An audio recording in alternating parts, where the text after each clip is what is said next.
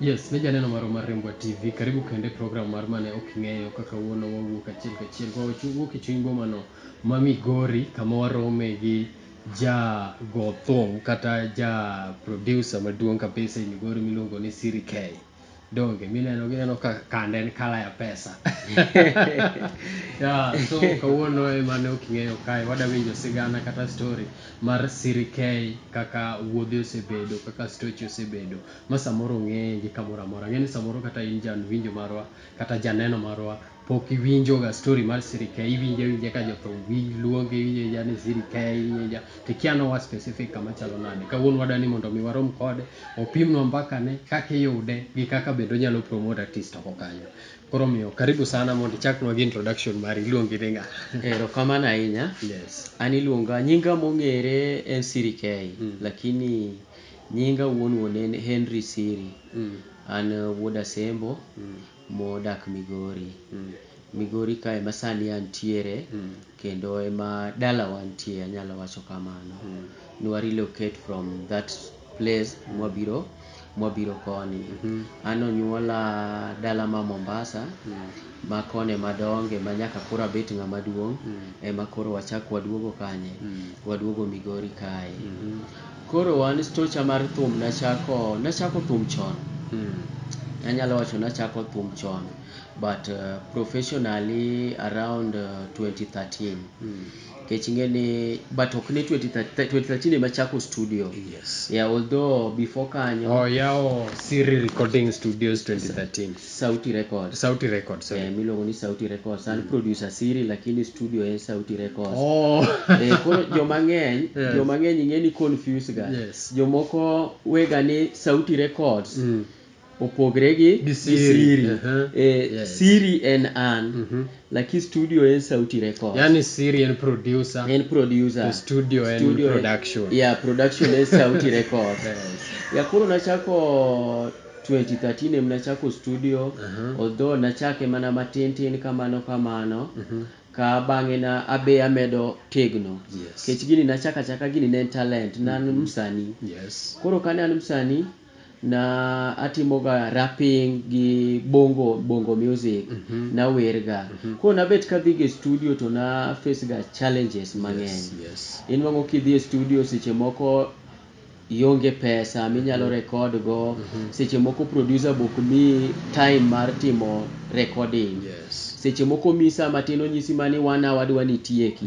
To ing'eni mondo idhi e studio dwa kin ng'ama obedo prepared maber, then idhi to imi time. Yes. Kech sama idhi seche moko yudo kogoni beat no goni, ng'ano dwano goni go sano, ichak wer sano, ten ng'ama kasi kech orito kendo client moro mondo donji. Yes. Koro kana bet piny naneno atawacho ni yawa ban gi talent mar music, kech music natimo kata kana ne primary school. Yes. Kane wane gik moko kaka Ramogi Girigi, nahero sana. Then nahero gik moko kaka piano gi. Koro nawacho ni ang'o mana nyalo tama. Kech jadhi e studio to baneno mana gima gik ma gitimo. Koro from there nadhi ma acquire laptop. Kana arango laptop tarango software mar FL Studio. Koro FL Studio ni namulo ga matin. FL Studio ng'apani en mana maloso nini, oloso beats. Oloso beats to record, otimo everything. Okay. Anyway, FL joma ng'eny ong'e mana ni gino loso beats. En otimo everything, onyalo timo vocals, otimo ang'o. Okay. But joma ng'eny ong'iyo mana kode loso gang'o. Loso go beats. Koro lure mane lony mar ng'ato. Jomoko wacho ga ni kitimo kode vocals en tedious, otek matin. Ki compare gi other softwares kaka Cubase, kata Logic Pro, moko go, kata Adobe. Koro ka nadhi machako studio, nabedo gi challenges mang'eny. One, jikiai. Kech ing'eni mondo ng'ato ng'eyi, odwani osewinjo tiji mitimo. Yes. Kech no ka ng'ato biro e studio, openji ni isetimo thum mane. Mane gima okuongo penji, isetiyo ne ng'a. Kata inyise mani bwana kela nyalo timo. Yes. Isetimo ne ng'a. Mane gima nanwang'o ka challenge mabed go ahinya, but mos kana dhi mamako jobongo gi. Yes. Nantiere kikundi mag vijana mane watiyo go moting'o Madini Classic gini ndalo no noluongre ni Filowize. Akesi winjo Madini Classic. Ya sani en jathum maduong' Kenya ka. Mage joma nwachako go studio mos ka ji nadhi machak fweni nitiere kara studio moro Migori kae. Eka mos koro jobongo ka nadhi machaka medo jowangla. To ere kaka ni manage miyawo in chaka tiyawo studio dichiel koso ni chako nade? Studio kuna chako dichiel, although nachake matin. Keche nanyisi ni an gi laptop only. So from laptop nadhi ma nyiew ufa. Yodi koso? Ne ufa mane oda. Be nagolo, in fact nagolo ufa e ot. Te manakao taketo gi laptop kanyo gi piano be manakwayo. Gi microphone moko mag kanisa gi. Nok gin condenser microphone, gi dynamic microphone moko mag kanisa gi. Koro kana chako gi mano, ji nabiro but no kaka that quality ok na wuog maber kalure gi equipments mana tiyogo. Kishingeni studio one, odwaro ni bedo gi studio monitors ma nyalo mi monitoring maber, manyisi ni thum owuok maber, ok ufa. Second, dwaro microphone maduong' maber. Ineno, diaphragm microphone, ok odwa moko ma ji tiyogo kaka mag live kata ila mwatiyogo gi. Koro kana dhi kanyo no na at least na atemo matina be kech jogi be nakonyo gi be gikonya. Niyudo kanyalo record gi 1000. Ng'ato kobiro gi 1000 nanyalo timone recording. Maiga mane? Mano that 2013. Kech na atemo save. Mondo anyiew go gigi mos. Koro natimo gatima kama to atimango a save pesa. At the time ma save pesa ni skills na batimango medore mos. Kech ni bed katiyo tieno godichieng' na yudo mana time matin mar nindo. Kech nadwaro ni achop mbele. Mane mna en lekna. Koro nodhi kamae, koro kana chopo around 2014 ka, nodo ka koro asenyiewo, ayudo monitors moko matindo, adhi anyiewo kendo ginene moro, microphone mana aneno ni nyalo bedo quality. Koro kae ma koro achako tich ma koro jowangla kana biro mawinjo, gichako winjo ni kara nyien moro ntiere ka man gi studio. Ma koro ji nochako biro mos ka jowangla no biro studio na gibiro mang'eny. Ma jomoko noa all the way from Oyugis, jomoko ya Kisumu, ji ya kure, ji ya maboyo Sori kure. Koro kanodhi kamano, jowangla nodhi momodho jobongo.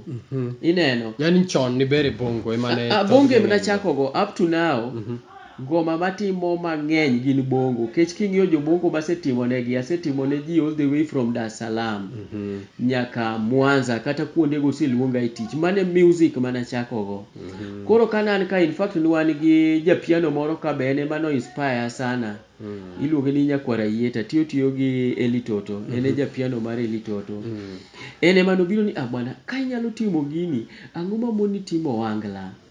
Tanyise ni omane jathum moro watemane, konti jothumbe moko manane resort ka nokelo na to watemo makanyo ne mnadhi makachap go wangla makana se mako wangla. Koro wangla ni nodhi mong'ere malo kata bongo madwa timo chakich no kaluo landwa ka. Ng'eny ji obedo related gi weche mag dholuo. Ji ohero gimiwacho gi dholuo mowinjo mako winjo gimoni ng'ani ower gi dholuo. Ibono ka thum no japiko kinyo pongo e beche kinye ntiere. Keche dholuo ni ting'eni jobongo ka gimna inyowa Kiswahili ng'eni Nyanza koni. Unless idhi mana kuonde moko kaka idhi Tanzania koni or idhi Nairobi, emibono ka bongo kendo nigi market sana. Kech no ka en wer mower gi Kiswahili. Koro ka jogi nodhi momako, mana yudo clients mang'eny. Emomi ng'eni jo mang'eny ong'ega ni Sirikei timo wangla. But anatimo ngoma te, obed gospel, kech an gi thumbe mang'eny masetimo. Obed gospel, obed wangla, obed bongo, obed dancehall. Any kind of music atimo. Koro Sirikei timo thumbe mora mora ni nyakoro ga juang, obed wangla, obed reggae bende sego. Atimo te. Anang'eyo ni reggae Sirikei chwado mano wangla. Anatimo be kaka samoro bende ji ong'eyo oko kacha. Ing'eni experience masebedo go since 2013. Ok en experience matin. Manyaka ibed ing'eni most studios ino ka ng'ato obede based in one type of song. Emomiyo ji mang'eny penjre ga ni Sirikei ni nochako production chon to pok waneno ka kodok piny kata olwar. Ang'o momiyo kecha timo different types of songs. Nitie time ing'eni music nigi season. Nitie season moro mibro nuang'o ni gospel ema ng'eny ahinya season no. To nitie season moro minuang'o ka jowangla kaka wach ni sani wach politics gi. Yes. Season ni bono ka joma ng'eny jowangla ema record. Kich luongo ni gi record political songs ne jotendwa madwaro gi aspirants gi. Koro ibonuang'o ka sani political songs ema dhi ahinya. To kidhie songs mag bongo gi ibonuang'o kendo ka gi reduce kich luongo mostly bongo music. Gin joma gogi mostly gin students. Ibonuang'o ka jomoko gin jo secondary, jomoko inuang'o ka gin jo college, jomoko jo university. Koro inuang'o ndalo ma olor school kama gin tiere. Koyaw school kendo inuang'o ka gitin. Koro inuang'o ka ni ibeze ngoma mag bongo music. Ibonuang'o kinyalo bet 1 month i-record kata mana 2 artists or 3 artists. Koro ibonuang'o ka business kendo dok ang'o dok piny. Ok inyal chulo rent, ok inyal chiemo, ok inyal pidho family ni. Koro ibonuang'o ka most of the time studios mang'eny ma osebet ka come up. Kichana seno studios mang'eny ose come up. But inuang'o ka gi base only in one type of music. Inuang'o ka ng'ato moro seche moko en gospel no kende motimo. Koro inuang'o ka season mar gospel no onge. Ok nyal sustain mochop kamoro. Emomiyo an nadhi ma alan music mora mora katikelna mana R&B adhi timoni. Katikel mana thum mane adhi timoni. Tadhi timoni go mana kaka en no. Ok abro goni bongo ni kora goni beat mar owangla tanyiso msanii ni omera go bongo. Ken bongo, pure bongo. Ken gospel, pure gospel. Ken owangla, pure owangla. Ken dancehall, pure dancehall. Koro that experience emose konya mang'eny. Tapenje ni Asirikei. Jo hangla sani endi mostly budo ka mana i production ka endi mana producers mekwa kata recording studios gi ema timo gigi. Tibudo ka ng'ani olosni beats gi beat mar ng'ama chielo. Koro ng'ato complain ni beat cha ke samoro ng'acha beat ne no yit, thumbe no yit. To winjo ka beat ne no ntiere kama upcoming artist. Ang'o makelo mano?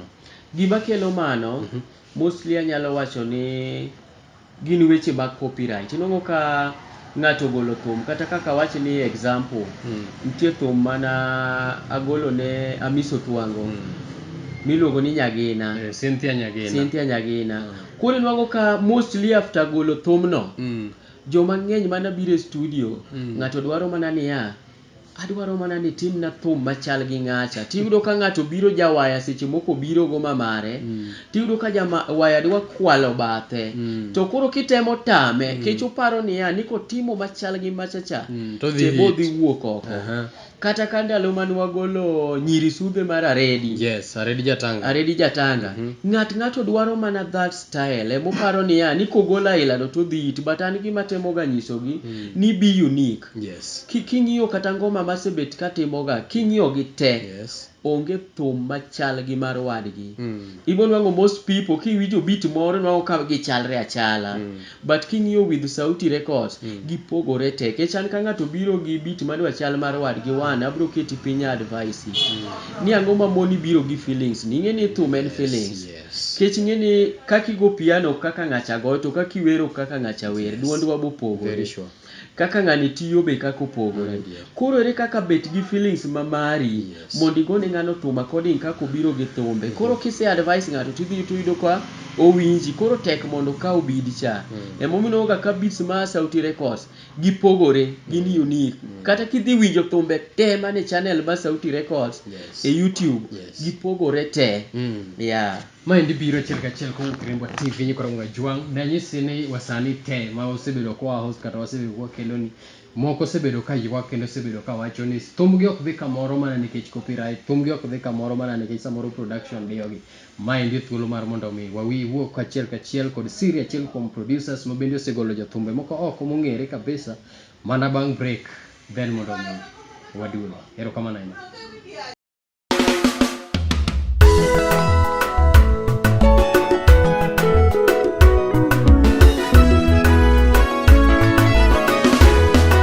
It's 3K on the beat. Naona Mungu akibadilisha historia yangu.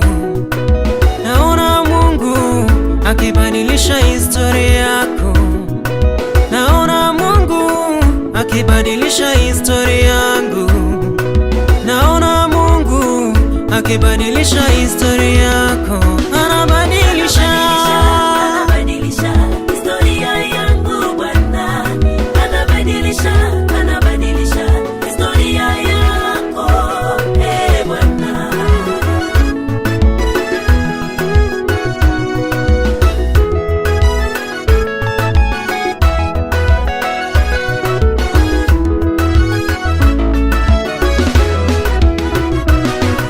Naona kesho ya mabadiliko kwangu, naona kesho ya mafanikio kwako. Huyu Mungu jamani, anabadilisha historia yako. Huyu Mungu jamani, atabadilisha historia yangu. Kipindi nipo chini, musinidharau leo yangu. Hamjui kesho jinsi Mungu amenipangia. Historia yangu ya zamani inabadilishwa mimi. Wanaonikataa leo watanikubali kesho. Wanaonikimbia leo watanikumbatia kesho. Wanaokukataa leo watakukubali kesho. Wanaokudharau leo watakuheshimu kesho. Kesho yako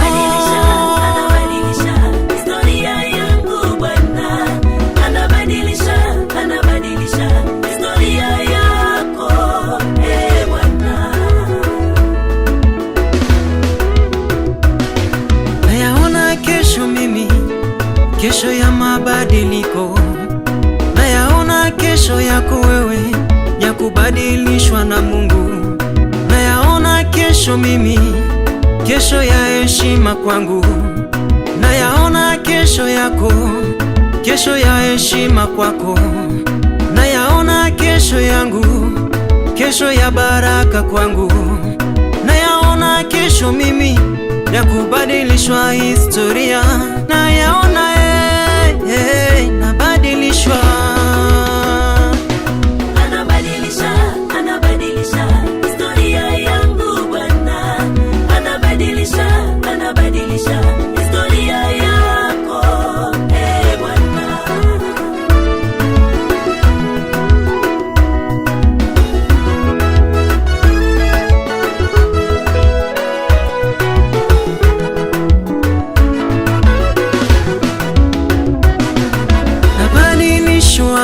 Historia yangu mimi, kilio changu cha zamani kimesikika. Maisha yako ya zamani yatabadilishwa. Mago eko gina chill kumwende ma Siri K kowuok Sauti Records. Gin thumbe achiel kuome mogolo ma ineno go eko. Gin thumbe mosego piny ahinya, to kendo gin thumbe mabende wamedo nyisi ni support. Kapod wadhi mana mbele kodi kae Siri K. Iwacho kacha chande ni copyright luwore gi ng'at mobiro go waya.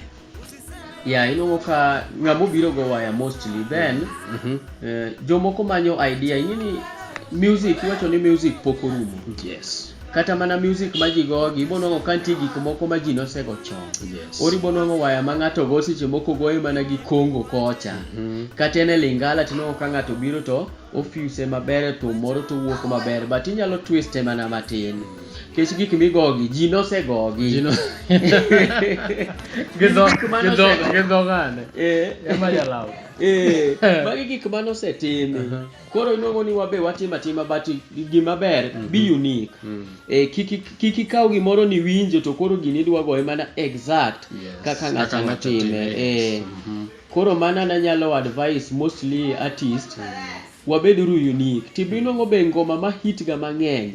Ibonwang'o ka en ngoma ma opogore. Ng'ato biro gi duol mopogore, ng'ato biro gi waya mopogore. Thumbe ainda go dhiga mbele sana ma hit. Ipani ang'o momiyo wer yudo ka ng'ato kopo wer sani ok ang'e ni content morumo e Luo Nyanza kata industry miyudo ka ng'ato kopo wer samo manosegol chon kata oloko wer ma wer gi Kiswahili to biro kele gi dholuo. Koro kele yo moro ma kokiketo pachi to kifweny. Ang'o machangia mano? Gima changia mano mostly inwang'o ka ineno piny masani joma ng'eny nigi haraka. time machon ka iwinjo thumbe machon kata zilizopendwa machon kiwinjo history gi ibo winjo niya jogi kauga time mondo gi compose thum inwango ka ng'ato pok ogolo thum e studio kata jogita ibo nwango ni kapok ogol thum seche moko thum midhi gol next year sani ni inwango kigoye kendo itimango itime ibo nwango kidhi kuonde ma gigoche giwero wendego machieng magi amua ni gidhi e studio inwango ka gin mana wende magigo pile ka onge ng'ama chachni onge ng'ama ketho lakini sani inwango ka gima kelo mano en one tama mar pesa tama mar hit inwango ka seche moko ng'ato dwaro ni were jatelo moro seche moko nyisi ni bwana dwa ni los na thum moro idhi wera go kisewera bang'e anyalo mi chudo moro anyalo mi token moro koro inwango ka ng'ani dwaro pesa cha en wuoka pap odhi e studio tizi poko goyo practice mora magisetimo botimango onge yudo ka ng'ato biro e studio nyisi ni ni bwana dwa timo thum moro ka ibu manya ne waya moro wago thum ka to kipenja ni thum no in go ni thum aonge go odwa gole pache an mana gi details in kaga waya adhi winjo waya to aloso werno kanyo koro ibo nwango ka content mano bet go malongo onge seche moko dwa mana wero nyako moro to dwa mana tero gini piyo kamano idea ma en go onge to but bibo nwango thumbe mang'eny ma osebet ka ng'ato compose oro ndike ga to kete wiye chieng mobiro gole pogruok nitie kech en gima pile olose o edite ong'iyo ni sani ni ing'eni piny sudo sani ni lure ni ang'o madhi mbele currently sani e Kenya ka koro king'iyo gimoro madhi mbele ma affect ji ma affect jamiwa ibo nwango kinyalo compose gino kata mane story moro tilose pile mos ibo nwango ka thumbi dumu emomi nwango ka thum ng'ato nyalo golo sani teni gimigoyo bang' dweche 2 orumo mokichaki winje kendo kamora mamigo teni thum mamit makanigoye kamora miwuothe igoye e geche igoye apiko igoye e beche igoye kamora lakini bang' dweche 3 oonge tiparo nade siri mana kar thum kanyo yudo ka sani ntiere jothumbe ma upcoming akia ni be gimbe gisebiro ni studio ng'ato wacho ni wer mane ng'ani wero mohit go cha wer cha ne wenda ane mane an ya idea ni ng'ato kwalo wenda yet samoro kore ka pok no rekode kata iking'e diet yudo ka ang'o ma ingani miyo mano kata yudo ka ng'ato no record wer to wende no ko hit ok odhi kamoro to ng'ato dhi were samoro jowa makoro oseng'ere man malo to were no ng'ere ang'o ma timore e industry koro gima kelo mano one ntiere jomoko ma ng'ato kosegolo wer tini winjo mana ni omer ing'eni mano ne wenda to kinyise ni aya koro wagol copy no mondo wane koro wuon thum gi jakuo thum ibo nwango ke ogole to onge kamotimang'o kamodhiye mar 2 ndiyo ntie ng'ama seche moko nigi wer to yudo jathum moro maduong' moseng'ere dhi kwalo wende cha tadier kokawe to dhi itgo gimomiyo nyako itgo wan ng'acho seng'ere ing'eni ng'amo ng'ere opogre gi ng'ama kor kada ya lum en kor kida gole lum opogore secondly ng'acha nigi experience ong'eyo kako seto thum to ong'eyo duol kako nego losi then ibo nwango kodhi seche moko e studio maduong' tibo nwango ka upcoming cho dhi studio mo matin ma one producer dhi ketho ne thum to promotion mar 2 promotion onge mar 3 jawerni seche moko mana loso thum ni en gi message mamit lakini nwango ka poko tegne thum seche moko duolo onge go mane gima content ntiere lakini oonge duol koro ibo nwango ng'at moro mong'e tiyo kode cha ong'e tiyo kode yudo ka ng'ato nwango mana idea moro ntie kata thum minyalo nwango ka otimi anyalo paro ntiere thum ma natimo ne nyien momiluongo no kwa mayenga iluongo ni chuol wero omondi chuol wero isewinje koro neno chuol wero no stoche kiwinjo stoche bor but anyalo mana nyiso jowinjo matin werni nantie jathum manodhi kama okwa gini goche to winjo thum cha kosewinjo thum cha to ringo obiro e studio to gole. Kosegole to dhiga dhia ni to jathum wuon thum ogochona ni omera thumba moro ng'ato biro golo kanyo, kik iyie ne orekod. Ting'e ni pok owinjo ka thumni osewuok, ka ting'e ni ng'acha kaka nobiro an asemiye thum odok. Koro bang' ndalo 2 thum chowuok kocha, wuon thum owinjo. Wuon thum kowinjo owacho ni an abiro abatimo thumno. To wuon thum adier kaka notime, wuon thum ema thumbe no nong'ere. Makata kidhi YouTube sani ibro nwang'o wende 2 magin chuol wero. Moro cha onge ng'ama nong'eyo ba onge kama nodhiye. Kichungo ni ng'acha kaka nokawo wer cha te noringo go to biro gole to ok noonge ikruok. To wuon thum cha te ng'ama natimo nagigoye ge band kacha. E band pile pile gigoye, kidhi kama gigochi no ka gigoye. Koro mane gima nawacho kacha chania, kuo mar thum seche moko ok ber. Inwago ka seche moko iluongo jathum wadu, gina neno mang'eny. Inyaluongo jathum wadu seche moko bobiro budhou, kata okiluonge obira bira budho kama nugoche. Ke seche moko ni ng'ato biro gocho kata Migori ka. To kano ng'ato biro gocho to jathum moro be wuok ni wadhi ng'ane neno biro kae, jathum moro biro ka. We wadhi waywe kanyo. To nwang'o ka thum moro mapok irekod miseloso iwero. Tinwang'o kokaw simbe to rekod go wendi cha to ling'a ling'a kanyo. Kosedhi e ot to winjo gik mirekod ka te to mako wer cha to dhi e studio gole. In dong seche moko ibiro goe live to pok irekode. Ng'acho golo thum. Koro ibonwang'o ka wuon thum biro claim en bo muoch ni an mano ne thuma. Koro mane gima inyo ji. Emomineno ka upcoming onego bed ni ng'iyo thum king'eyo maber ni en thum mamit to en thum mapok irekod. Lose uruga lose sama ugo practice ya, lakini sama udhi go live cha to be seche moko iwego. Kech kose maigo ma ng'ato dhi oitgo onge ng'ama ng'e ni nen mari. Kech ng'ama kuongo gole cha emikwano ni en wuon thum. Kech ogole ni to dhi kete YouTube. Seche moko dhi kendo to timo ang'o register ka music copyright. Koro at the end of the day onge kama ibotere ng'acha impok ni golo wer. Ine makidhi ni ine mikwalo thum. Kamano. Apenji ni Asiri. Jowa magolo thum gi kiyudo ka ng'ato nigi tamo mar mondo mi ogol thum to hit dichiel. To tamore. Siri en mane ma iyudo ka ji odhi golo thum lakini ng'acha chande sana koro we wawuane korka nyiri koni. Iyudo ka nyiri nigi challenges ni odhi golo thumbe to thumbe onge kuma dhi. Lakini dichuo odhi golo thum bang'e. Koso production nitie kaka ong'iyo ji ma ng'ane nyaka ng'i gi wang' maber kech ogolo pesa maber to ng'ane to golo pesa matin. Koro gima inwago ka tago joma ng'eny, producers gi wanadada, joma nyiri gi. Inwago ka kisera, ji oketo thum e kisera mang'eny. Ng'ani odwaro nyakoni. Kar mondo ti kode concentrate e tich, inwago ka en odonje mana kisera. Emomiyo ni ber ka sometimes jothumo restrain, ging'e niya ma business. Ki mix business gi wach era gino nyaka fail.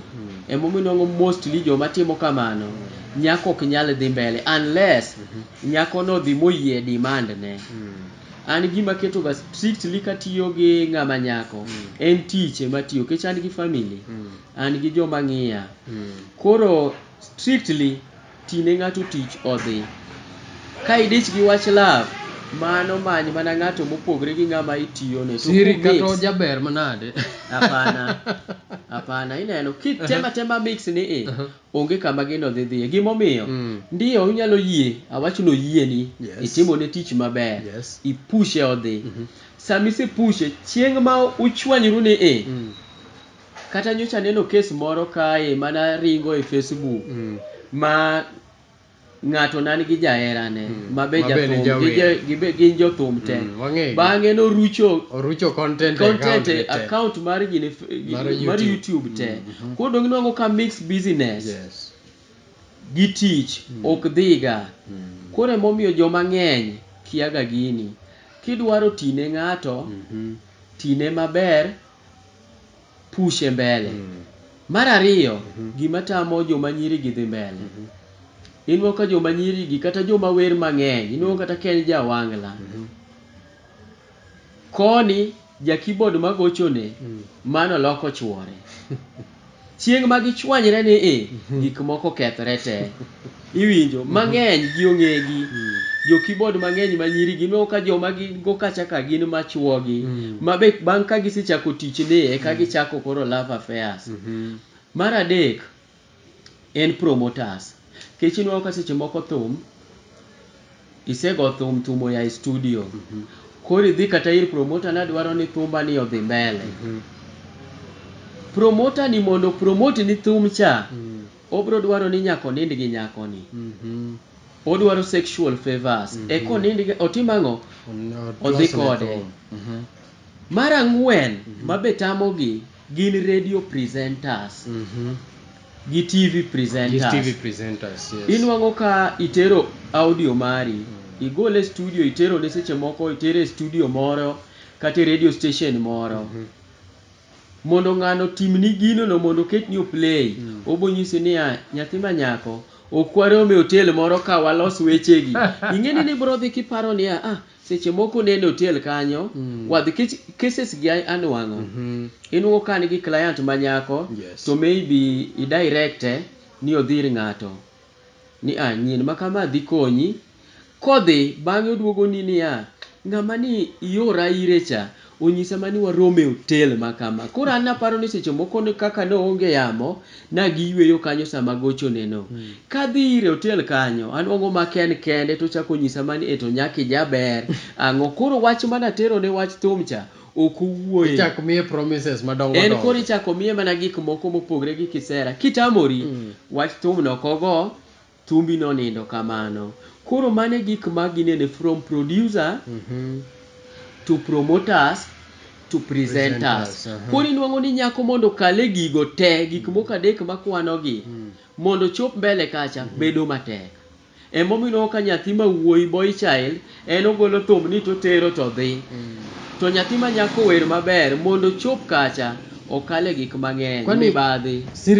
Siri mane ma joma chuo kale mamiyo margi dhi piyo pesa koso how? Pesa be changia but okanyalo wacho na ahinya. One en talent. Nyaki bed gi talent. Kech ka talent onge nitie jomoko ma wera ni ana wer. To nitie ng'ama wer adier ni gi talent. To one talent be nyaka dhir gi pesa. Yes. Kech sama koro awacho ni koro in kata mashinani ka iwuok idwa ni mondo ngoma ni odhi Nairobi oro dhi Kisumu nyaki ti gi pesa. Secondly nyaki bed kata gi simu mar smartphone ma inyalo share go wende ni cha. Inwang'o ka ng'ato nigi simu mar button ten msani en artist oonge YouTube account oonge Instagram oonge Twitter oonge Facebook en oonge social media mora mentie. Wang'i koni gi koni. Nitie ng'at moro ma seche moko nigi talent oonge nyalo inyalo konye but kinyne ka thumbe no wuok onyalo duoko ni erokamano. Nitie joma setimo ne gi thum kata nono but at the end of the day ng'ato duoko erokamano. Anyalo paro kata miso kana timo ne thum mar Cynthia Nyagina.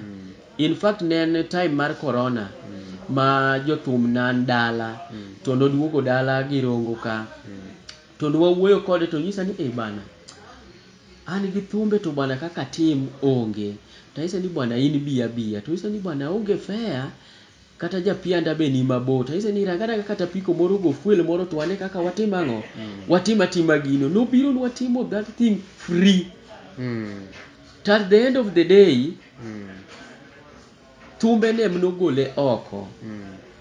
To kana yudo shida ma babwa no pass Amiso Noah all the way from Nairobi. Nowe tije ne chieng' no nen gi call. No musiepe ne moko maya nyaka Kisumo moting'o magige gini. Nobiro go nyaka Arambe na mano golo pesa mang'eny moingo jite. Koro miss ni anyisi ni ng'ano paro chien kamano kano paro ni siri ni nwachako go chon chale jok ma nigi thumbe gin promoters ema bloggers ema kethonegi. Bloggers ema kethonegi mostly. Ok bloggers te to bok promoters te. Ing'e jomoko ma odonje field ni in the name of bloggers kata ti jomo donje field ni in the name of promoters. Dong ing'e mano. Gin gidonjo with idea maybe mar ti jomoko man gi idea mopogre. Koro mane ma miyo jothum mang'eny ok nyal sudo mbele. Kech inuango ni nitie kuonde moko ma nyaka ikale kichop mbele. Koro ka presenters moko be ok onyal konyi kionge gimoro. Yeah. Manyiso ni coming up artist marwa nigi shida sana piny ka kopo ni pok ing'ere. Gin gi shida sana nyaki work hard but emani lure mana ng'ami approach kech remb ji be ing'e ni winjore. Ti ng'ama rembe winjre minyalo dhir ng'ato ni to be inuango kini igolo wer achiel te mo hit mana kamano. Nitie jomoko magolo wer achiel to dhi. To nitie ng'at moro miwinjo ni osegolo wende kata mana for so many years to pok owuok kata nyaka sani tisi to joma nochako record kata 7 years ago to pok ging'ere. Koro ben ma bahati mar ng'ato but gima nyalo advice artist gi work hard gibet gi contents maber giwer maber then gimoro amora bro bedo maber mbele. Ka watieko kacha chande sirikei mar Sauti Records. Ka watieko kacha chande to samoro nitiere ng'ato maneni sani to en coming iluongo ni coming up artist. Ng'atno ma pod apiny ma kore ka kamoro dwani mondo yembe obede kamoro. Kapok ibiro mar mondo mi iwuona gi ng'ama chalo kamano in kaka producer nikech kidi mang'eny sana bayo producers. Lawama thumbe ok owuok kaka nodwaro pesa ne kia itimo nade wende obudho studio. Ang'o minyalo wacho challenges mukale kaka producers kacha? An challenges anyalo wacho ni mana chon but tido kane challenge ahinya kech en gima aseng'iyogo. An most customers na awinjra go maber kata ma ng'awo biro a relate go maber kata in mana ng'a kata in mana ng'ama piny kata tin kata duong' an relate ga gi ji mana malong'o. Koro lore an ng'eni ka ng'ato biro timo thumira amiyo ga ng'ato time manyise ni chieng' ma kama boyudo kasetieko ni tich. Madier chieng' no kibiro tiyudo kasetimo ang'o asetieko. An ok an ng'at moro ma kibiro to koro yudo ka thum pok orumo akia nang'o kendo achaka goyi tarik to seche moko itiyo gi fare iya kama bor. Koro inuango ka kata mana about payment an awuoyo ga gi jomoko tie maba miyo ga option mar pay installment ipay matin nyaka chieng' nitim ang'o nitiekie. Koro lure mana ing'eni en gima sebet mang'iyo go koro ji akaw ga kaka mana my brother kata my sister koro inuango kok wanyal chwanyre gi ng'ato. Okay, samoro nitiere ng'ato kacha chande bende en gi wende to use record gik machalo kamago como osechopo kamoro. Ang'o gini minyalo kwano ni adier mantiere an asegolo ji oko mana through tijani kech chawacho ni chake 2013 nitie jok minyalo kwano bende misegolo? Jothum ng'eny makanyisi jothum ng'eny masetimo negi thum mok anyal kwano te mi promote to from loom ma sani Kenya winje. Anyalo wacho ni ng'ama chako ge loom maonge kama joma awach ni anyalo wacho anyachako kwano nitie wasanii moko ma seche moko no wa studio moko to gibiro ira but anyalo wacho ni ng'ama yagi loom ma en nochako ira to nyaka tieko ira ng'ato kaka Miso Thwango en wachako kod en nochako record kama nyaka oite lweta ma Joseph Jokinda ka maka lweta te. Aya wan gi ng'ato kaka Hussein mowero mon chendo mago be lweta magola from loom. Aya wan gi ng'ato kaka Aredi Jatanga mano be ng'ato mana gola machak ira emochake manyaka gi wende moko mosegolo mang'eny an ema asebet katimo ne gigo magole from loom. Aya an gi ng'ato kaka Okoa Mayienga mowero Chuo Lwero mano be ng'ama gola from loom. Gintie jomoko be mang'eny to nitie jomoko be mana owuok e studio moro to bobiro kaka Tula gini mago to nitie mang'eny but mago to joma nagola e loom ma gin gi aya from dala to achako mana kodgi kamano nyaka mong'egi kech ka studios mang'eny inwo ka ng'ato kawo msanii maduong' to biro e studio ne to record to golo wer to hit ing'e ni mano kigolo ng'ato e lum but ng'eny ji king'iyo kata studios gi asetemo golo jomoko e lum mana gi kiare ma nyaka ging'eyore to samoro nitiere wasanii donge en adier ni ng'ato golo thumbe to thum dwa budho e studio ma samoro bang' ibandhi piny maru. Nitiere achiel kuom studio moko mokanyalo wacho ma awinjo ni thumbe ne budho e studio seriously lakini promotion to chiwo kabisa. En adier ni imbe gik machalo kamano timore? An kaka nawacho ni aketo ga time frame anyiso ga ng'ato ni watimo thumni kawuono kalure gi tije moko mango thumbi ni abomi chieng' makama kata nyalo nyisi 1 week anyalo nyisi 3 days anyalo nyisi 1 month it depends gi tije ma ng'ato nego kech gima kelo ga budho mar thum ng'eny gi en wach mar tich mang'eny no ka tije biro mang'eny e studio nisechula tich donge ka nisechula to nego bed na deliver ni tich to wigno adhi abet gi customers moko manyien ting'eni one producers kata tich moro amora ng'ato ohero madwa donjo mosedonjo cha ing'eno neno nosetieko go koro mobiro no emodilgo koro wiye wil nitie jomoko mane osetiyo negi chien ka monego bed ni omiyo gi tije gi koro ka odhi badhi ni bwana pod alose lakini oka en gi customers mang'eny matame tieko tije ka. To competition e production mar audio chalo nade? Competition to nitie to koro ing'eni nyaka ibed abeda mana motegno then nyaka ibed unique. Competition to nitie everywhere in field moro amora nitie gi competition but ing'eni nyaka ibed abeda motegno timedo bidii kachiel gi lemo ni Nyasaye omedi ngufu no kiki lwar emomi neno ka pod antie nyaka sani mana ka watieko ga chande daher mar mondo mi thuolo ni mar mondo mi nyis jalno mawuocho sani mondo nyise ni inyalo advice yo mane nitiere samoro coming up artist makore ka chako nitiere producer ma bende nigi mar mondo dhi kamoro to nitiere producer bende mabudho gi thumbeji adani mondo mi wuogi ng'at machalo kamano ka watieko show makoro an gima nyalo wacho wasani wabedru abeda jomoherore alafu wamed bidii kinda gimora mora mitimo kiketo kinda nyaka chieng' ni chuli kata en mana gima tin manadi kata uso mana nyanya but kiketo kinda chieng' moro nyanya no bro kelo duka maduong' koro wamedru kinda to wabedru jomoherre gima ng'eyo gi wasani mang'eny era onge ka ng'ani seche moko dwaro ni wadgi ochung'ne tineno ka nyako nene marach wabedru gi hera kamoro achiel producers be wabedru gi hera ma ka ng'ato dwaro gimoro to be inyalo konyo kata ka ng'ato bedo gi shida moro to joweteu be nyalo bed kodi kamoro achiel mana kaka iwache kanyo dhogi kanyo un kaka producers be untiere achiel moro kaka Jothumbe iyudo ka jathum moro koyudo shida to ji dhi ywak kuome un kaka producers ma Nyanza kata ma kamoro amora munyalo bete be un gi riwruok moro?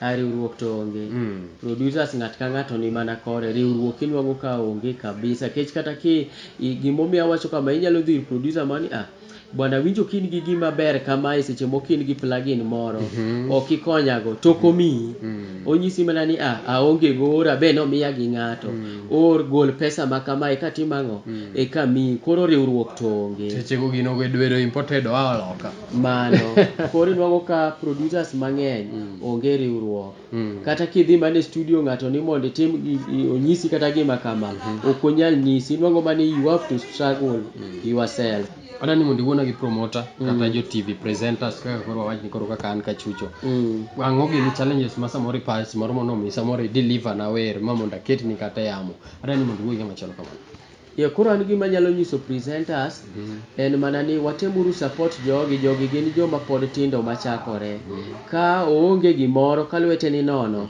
tinyalo mana temo konye chieng' moro nochop kamoro mochuli kata yo moro moking'eyo Erokamano ahinya mana e Rembwa TV ka chenro en mane ok ing'eyo mana ka an ema asebet kodi nyaka nwachaki nyaka giko luonga ni Kachucho tafadhali ma iluongo ni Rembwa TV. Keep it tuned. Kawuono ne wan gi wendo marahuma ka wawuok e piny mar Migori. Karibu sana. Asante.